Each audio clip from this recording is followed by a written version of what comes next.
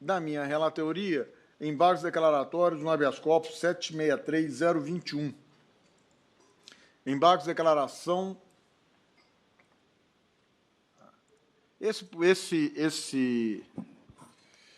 processo, eu estou dando, eu vou pedir licença para fazer a leitura do voto, porque eu estou acolhendo os embargos declaratórios e concedendo a ordem. O ministro Rogério Schietti deve se lembrar, é um processo que eu trouxe anteriormente, sobre a suspeição de um juiz, de uma juíza, em razão do... Nós anulamos a ação, tendo em vista o fato dela ter sido protagonista da audiência, onde ela assumiu exatamente. E aí, depois, eles quiseram que fosse reconhecida a suspeição, eu neguei a ordem, Vossa Excelência ficou vencido, mas houve embargos declaratórios e eu estou trazendo voto nesse sentido, concedendo a ordem. Os presentes embargos de declaração devem ser conhecidos, já que reúnem os requisitos de admissibilidade e no mérito acolhidos. Como é sabido, nos termos do comando normativo esculpido no artigo 619 do Código de Processo Penal, o recurso integrativo tem como escopo corrigir omissões, obscuridades, contradições ou ambiguidades eventualmente existentes no provimento judicial. Pois bem, no presente caso, a defesa sustenta nos embargos que as considerações de fundamentação lançadas no voto vista proferido pelo ministro Rogério Schietti não foram analisadas e que tais particularidades possuem condão de alterar a conclusão por mim alcançada no voto vencedor. Aponta especificamente que, no caso dos autos, trata de suspeição da magistrada e não de impedimento, e que não houve a análise das teses aventadas de que se enquadraria no artigo 254 do Código de Processo Penal, conforme compreensão lançada no voto vencido. Esclarece que o voto vencedor tão somente apontou que o caso não se enquadraria no rol exemplificativo do mencionado dispositivo legal, mas que não examinou detidamente as situações mencionadas, que, ao contrário do afirmado, caracterizariam de fato a suspeição da magistrada. Registra que o fato da juíza sugerir respostas durante os interrogatórios, visando obter confirmações que se aliam às suas expectativas, exerce uma influência desproporcional sobre os réus, que, diante da autoridade judicial, podem sentir-se compelidos a fornecer a confirmação esperada, mesmo que isso não reflita a verdade dos fatos ou sua real intenção. Pontua que também ficou configurada a predisposição à condenação e que tais fatos configuram um quadro de violações sistemáticas dos direitos fundamentais dos acusados, onde o direito a um julgamento justo e imparcial é apenas ilusório.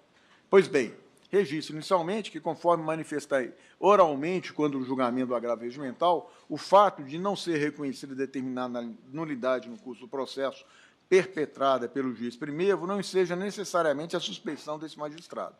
Todavia, verifico que algumas das particularidades apresentadas anteriormente e reiteradas nos aclaratórios, de fato, não haviam sido por mim detidamente analisadas, sendo que, após o atento exame, concluo que toda a dinâmica envolvendo o presente caso tornou a magistrada suspeita.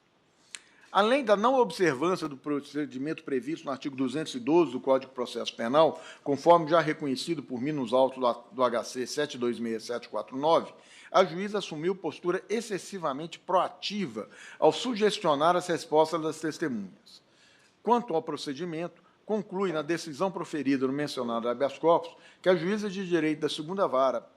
Criminal da comarca de Sorocaba, no caso em concreto, não exerceu a indispensável equidistância durante a audiência de instrução e julgamento, consoante o disposto no artigo 212 do Código de Processo Penal, pois da atenta leitura dos autos denota-se que, segundo a degravação realizada por peritos, a magistrada protagonizou toda a audiência, perquirindo por diversas vezes a vítima protegida, ou seja, foram 257 questionamentos da magistrada, 54 do Ministério Público e 53 da Defesa Técnica. Reconheci, então, que, no ato de colheita de prova oral, houve a quebra da necessária imparcialidade do Poder Judiciário, o que, por si só, reitero, não acarretaria a suspeição da juíza.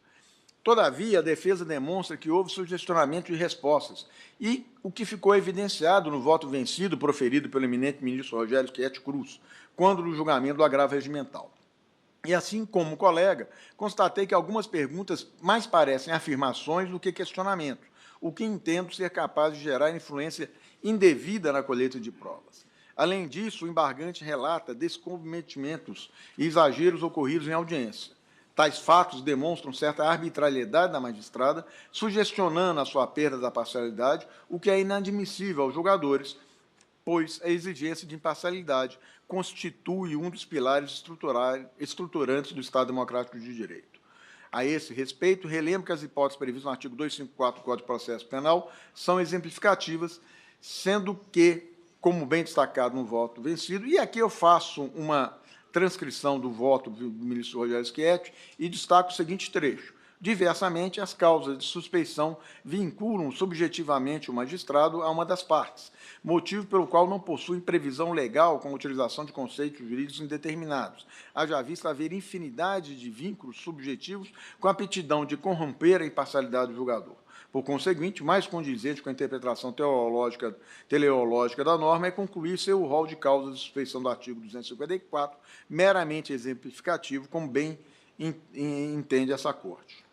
Digo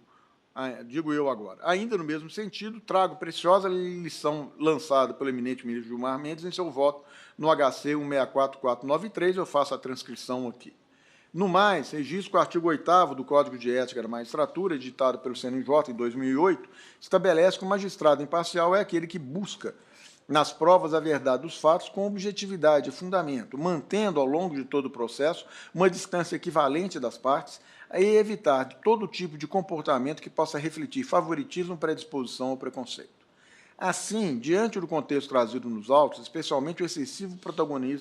protagonismo exercido e certos exageros, entendo que os atos perpetrados pela magistrada não conferem a total imparcialidade nem a certeza de que o julgamento seria destituído de predisposição de preconceito quanto à culpabilidade do ora embargante, sendo imperioso assegurar ao réu o direito fundamental de ser julgado por juiz absolutamente isento que possa analisar o litígio com o distanciamento necessário. No mais, considerando que já fora providenciado o refazimento das audiências de instrução, como anteriormente determinado no HC 726749, e não tendo sido apontada ilegalidade na colheita dessa nova prova, entendo, no mesmo sentido que já havia manifestado o ministro Rogério Schietti Cruz, que deverá outro julgador assumir a condução do feito a partir da fase de diligências, artigo 402, inclusive viabilizando a reabertura do prazo para as partes para tal finalidade, no intuito de regularizar o bom andamento da ação penal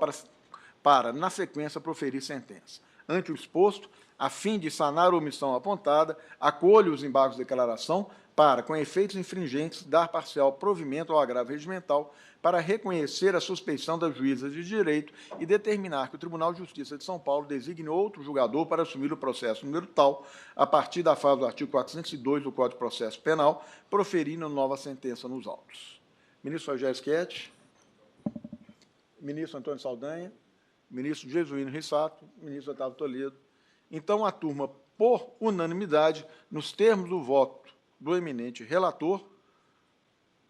acolheu os embargos declaratórios com efeitos infringentes para dar parcial provimento ao agravo regimental para reconhecer a suspeição das juízas de direito e determinar que o Tribunal de Justiça de São Paulo designe outro julgador para assumir o processo a partir do artigo 402, proferindo nova sentença nos autos.